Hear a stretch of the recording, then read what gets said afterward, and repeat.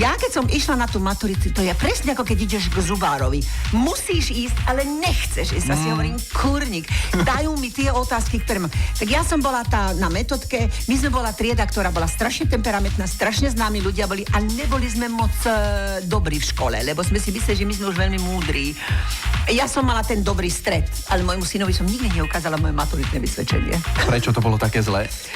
Lebo som mu stále hovorila, že som bola veľmi dobrá a nemôže zrazu tak to chcem si pozrieť, tak som to veľmi dobre schovala. Dlho som to mala u rodičov a prednedávno som si to doniesla naspäť. Vieš, ja už som v takom veku, že už som veľa zažila a veľa spomienok mám. A keď chcem všetky povedať, tak musíš dlho rozprávať. V akom veku? 43, tuším. Môj pokladík, poskávam, 63. Ďakujem ti za túto pesničku, je to Kaskada, je to naša. Bola na Grand Prix de la Chanson Eurovision vo Švédsku v Malme.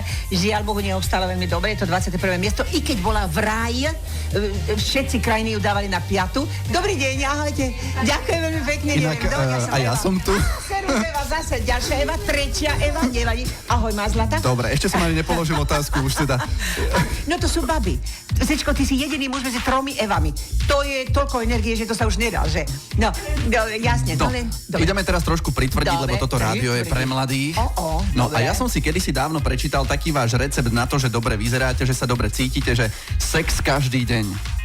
Počúvaj, ja som ti povedala, sú dve témy, na ktoré nehovorím, peniaze a sex. Sex je druhá najdôležitejšia vec v živote každého jedného.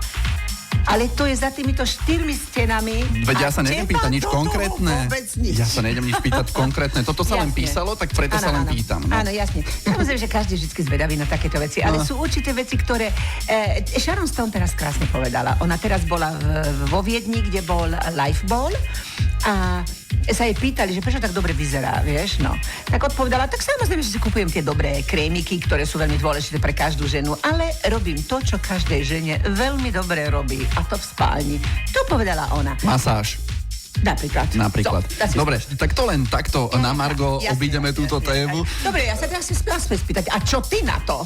Tak ja už mám svoj vek. Ale môj zlatý 26 to bolo, čo? No, 26, 7. Okay. Nie, to sú také privátne. No ja nemám čas každý deň, tak by som povedal. Trošku pritvrdíme teraz. Dá, okej, som zvedavá. Ježiš, tak ideme o sexe hovoriť. Wow. Už to točíš? Oh my god.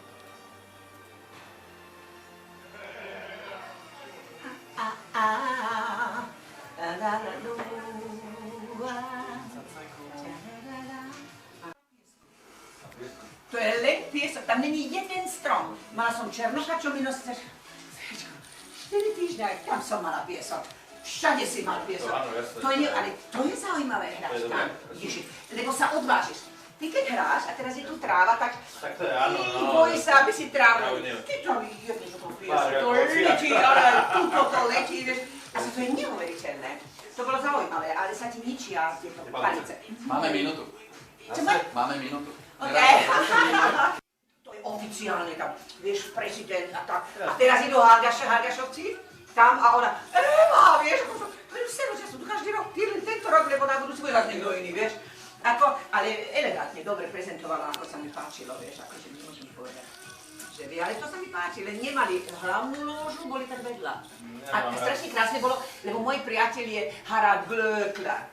Priateľ, zase poviem, dobrý známy. Inak 20 sekúnd. OK, to ti to poviem. Počkaj, to je ten, čo je taký, že s kamienkami vybliskaný. A jak ma uvidel na tancovaní, tak začal kývať, áno, Eva, Vox to brala a potom mesiacom išla každý deň v reklame, čo, a ja tlieskam, Harald, a každý deň to išlo v reklame na Vox. Počujete, to Eva Másiková. Nie, Veci Rádia Lár. Chcela som rýchle dopovedať, že som mala len 20 sekúnd. Áno, samé príhody nám to rozprávate, to je veľmi milé. Toto bola